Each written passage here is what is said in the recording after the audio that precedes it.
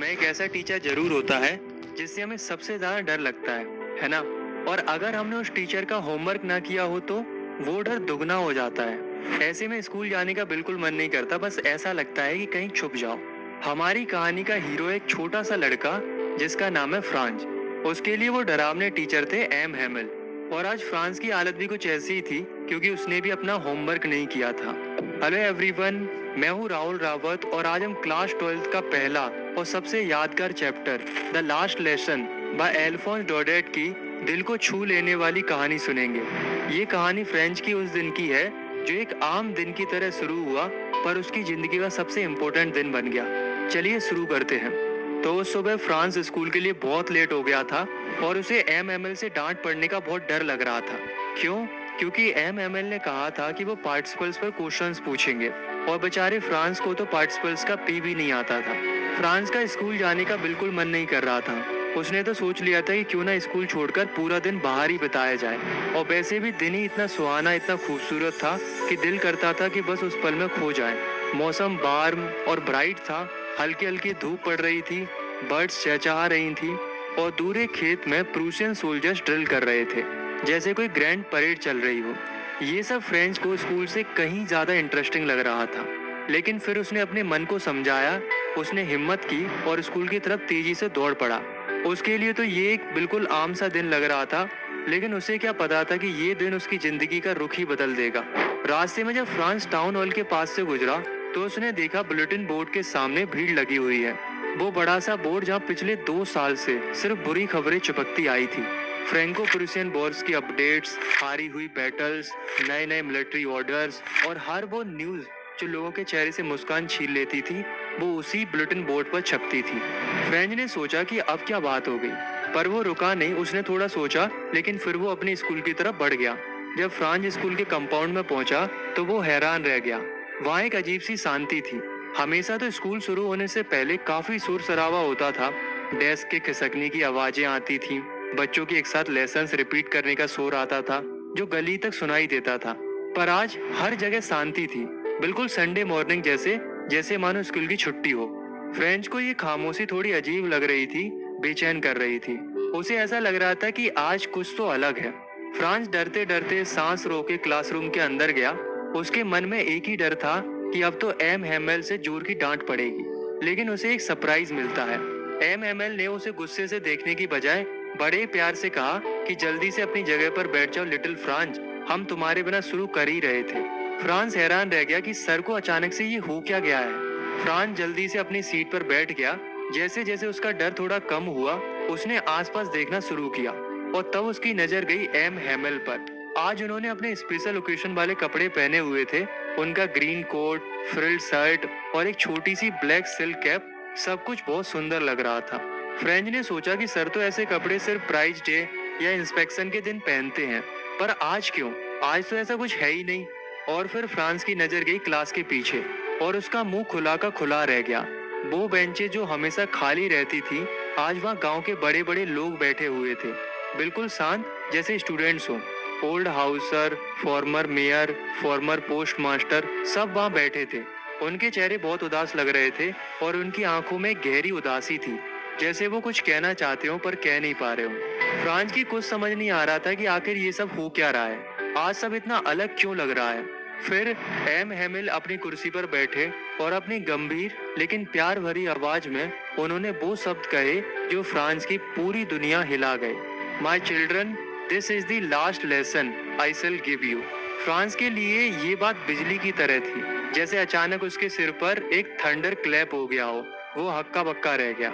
फिर M M L ने बताया कि बर्लिन से ऑर्डर आया है कि अब से एल्सेस और लोरेन के जितने भी स्कूल्स हैं उनमें सिर्फ जर्मन लैंग्वेज पढ़ाई जाएगी। कल से एक नया मास्टर आएगा और आज तुम्हारा आखिरी फ्रेंच लेसन है। और तब सब कुछ फ्रेंच को समझ आ गया कि जो खबर उसने बुलेटिन बोर्ड के पास देखी थी वो यही थी। इसलिए एम एम एल ने आज अपने स्पेशल कपड़े पहने थे और इसलिए गांव के बूढ़े लोग क्लास के पीछे शांति से बैठे थे। और वो सब इसलिए आए थे ताकि वो एम हैमेल की 40 साल की मेहनत और ईमानदारी को और अपनी प्यारी फ्रेंच भाषा को आखिरी बार रिस्पेक्ट और शुक्रिया कह सके। ये सब महसूस करते ही फ्रेंच के दिल में गहरा पछतावा भर गया। उसने सोचा कि मेरा आखिरी फ्रेंच लेसन है और मुझे तो ठीक से लिखना भी नहीं आता। अब उसे लग रहा था कि इतने सालों से जो वो पढ़ाई से भागता रहा, वो उसकी सबसे बड़ी गलती थी। वो किताबें जो अभी तक उसे बोरिंग और बेकार लगती थी, अब वो उसे सबसे प्यारी लग रही थी, जैसे वो उसके पुराने और अच्छे दोस्त हो, जिन्हें वो कभी खोना नहीं चाहता था। और एम हैमिल, जो हमेशा स्ट्रिक्ट रहते थे, जिनसे वो हमेशा डरता था, आज वो उसे एक बड़े ही प्यारे और समझदार टीचर लग रहे थे। उनका आयरन रूलर, उनकी डांट, सब कुछ भूल गया था फ्रांज। अब उसके दिल में सिर्फ ये था कि वो जा रहे हैं और मैं उन्हें फिर कभी नहीं देख पाऊंगा। एक छोटा सा बच्चा अचानक बड़ा हो गया था। उसे समझ में आ गया था कि भाषा सिर्फ वर्ड्स नहीं होती, वो हमारी पहचान, हमारा गौरव होती है, और जब वो छिन जाती है तो सिर्फ पछतावा रह जाता है। उस दिन एम हैमिल ने हर चीज इतने पेशेंस से पढ़ाई, जैसे वो जाने से पहले अपना सारा ज्ञान, अपनी सारी नॉलेज उनके दिमाग में भर देना चाहते हूँ। उन्होंने ग्रामर पढ़ाया और फ्रांस को हैरानी हुई कि उसे सब कुछ कितनी आसानी से समझ में आ रहा था। मैंने कभी इतने ध्यान से नहीं सुना था, और एम हैमिल ने भी कभी इतनी पेशेंसली सब कुछ नहीं समझाया था। वो एक नॉर्मल क्लास नहीं थी, वो एक अनमोल पल था जिसमें हर वर्ड, हर लाइन जैसे दिल में उतर रही थी। वो चाहता था कि बस सब कुछ सीख ले, सब कुछ याद कर ले, पर वक्त निकलता जा रहा था। उसे लग रहा था कि अगर आज उसने अपनी लैंग्वेज को नहीं पकड़ा तो कल ही उसके पास नहीं रहेगी। आखिर में एम हैमिल ने फ्रांस लैंग्वेज की तारीफ की, उसे दुनिया की सबसे ब्यूटीफुल, सबसे क्लियरेस्ट, सबसे लॉजिकल लैंग्वेज बताया, और उन्होंने एक बहुत ही गहरी और बहुत ही इम्पोर्टेंट बात कही, when a people are enslaved, as long as they hold fast to their language, it is as if they had the key to their prison। कितनी बड़ी बात है दोस्तों। जब तक लोग अपनी भाषा को मजबूती से पकड़े रहते हैं, तब तक उनके पास अपनी जेल की चाबी होती है। कहने का मतलब ये है कि जब किसी कम्युनिटी के ऊपर कब्जा हो जाता है, लेकिन वो लोग अपनी भाषा को नहीं छोड़ते हैं, तो ऐसा होता है जैसे उनके पास अपनी जिंदगी की जेल की चाबी हो। भाषा सिर्फ शब्दों का जोड़ा नहीं होती, वो होती है आपकी सोच, आपकी संस्कृति, आपकी पहचान। और अगर आप अपनी भाषा को संभाल के रखते हैं, तो कोई भी आपसे आपकी आजादी नहीं छीन सकता। देखो, दरअसल क्या था कि फ्रांस वॉर हार गया था और उसके ऊपर प्रूसिया का कब्जा हो गया था, इसलिए इनके ऊपर जबरदस्ती जर्मन लैंग्वेज थोपी जा रही थी। इसलिए एम हैमिल ने यही कहा कि जब तक आप अपनी भाषा को जिंदा रखते हो, तब तक आपके पास अपनी जेल की चाबी होती है, और जब आप अपनी भाषा को संभाल के रखते हैं, तो दुनिया की कोई ताकत आपसे आपकी आजादी नहीं छीन सकती। आगे फ्रांस देखता है कि छत पर कबूतर धीरे से गुटरगू कर रहे थे। फ्रांस ने उन्हें देखा और मासूमियत से सोचा, will they make them sing in German even the pigeons? क्या ये लोग कबूतरों को भी जर्मन में गाने पर मजबूर करेंगे? एक बच्चे का ये सवाल उस जुल्म की पूरी कहानी बयां कर रहा था। और फिर चर्च की घड़ी ने 12 बजाए, एंग्लस प्रेयर बेल बजती है। उसी वक्त प्रूशियन सोल्जर्स के ट्रम्पेट्स की आवाज आती है। हैमिल अपनी चेयर से उठते हैं, उनका चेहरा एकदम पीला पड़ा हुआ था। वो बहुत लंबे और गर्व से भरे हुए लग रहे थे। उन्होंने कुछ कहना चाहा, माय फ्रेंड्स, पर उनका गला भर आया। इमोशंस ने उन्हें जकड़ लिया, वो फिर बोल ही नहीं पाए। फिर वो ब्लैक बोर्ड की तरफ मुड़े, चौक का एक पीस उठाया और अपनी पूरी ताकत से जितना बड़ा वो लिख सकते थे उन्होंने लिखा, वाइव ला फ्रांस। इसका मतलब होता है लॉन्ग लिव फ्रांस। फिर वो रुके, अपना सिर ब्लैक बोर्ड से टिका लिया और बिना कुछ कहे हाथ से इशारा किया, school is dismissed, you may go, the last lesson was over. पर उसका सबक जिंदगी भर के लिए था। तो दोस्तों, द लास्ट लेसन सिर्फ एक कहानी नहीं है, ये एक एहसास है।